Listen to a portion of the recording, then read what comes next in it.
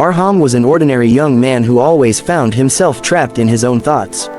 His mind was like a restless ocean, waves of fear, anger, and worry constantly crashing inside him. Whenever something went wrong, his emotions would take control.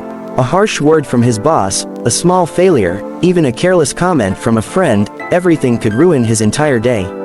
One evening, feeling exhausted from overthinking, Arham went for a walk in the park.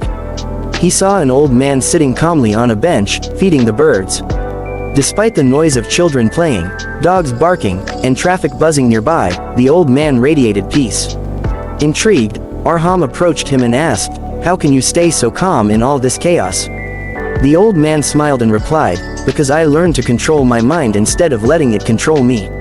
Arham frowned. "But how can anyone control the mind? My thoughts come on their own." The man picked up a stick and drew 2 circles in the sand. One was small, the other large. He said, "This small circle is what you can control, your actions, your words, your focus. The big circle is what you cannot control, others' opinions, the past, the future, accidents, losses." Most people spend their lives trapped in the big circle, trying to control the uncontrollable. That's why they suffer. Arham looked at the circles and asked, "So, what should I do?" The old man replied gently, "Shift your energy. When anger comes, don't fight it, observe it. When fear comes, don't run, understand it. The moment you watch your mind instead of obeying it blindly, you become its master."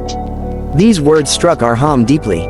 For the first time, he realized that he had been living like a servant to his emotions. That night, he tried something new. As he lay in bed, countless worries about the next day filled his head.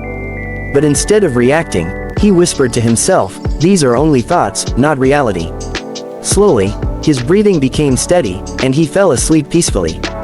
Days turned into weeks. Whenever anger rose inside him, he paused and took 3 deep breaths before speaking.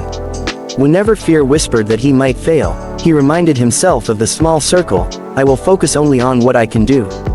Whenever sadness visited, he welcomed it like a guest, knowing it would eventually leave. To his surprise, people around him noticed the change. His boss, who once criticized him often, now trusted him with bigger responsibilities. His friends admired his calmness. Most importantly, Arham felt a quiet strength within himself, something he had never experienced before. One evening, he returned to the park to thank the old man, but the bench was empty. Arham smiled, realizing the lesson had already been given. He no longer needed the teacher, because the true teacher was his own mind, disciplined, steady, and under his command. He finally understood the real power. The power to control the mind is the power to control life itself.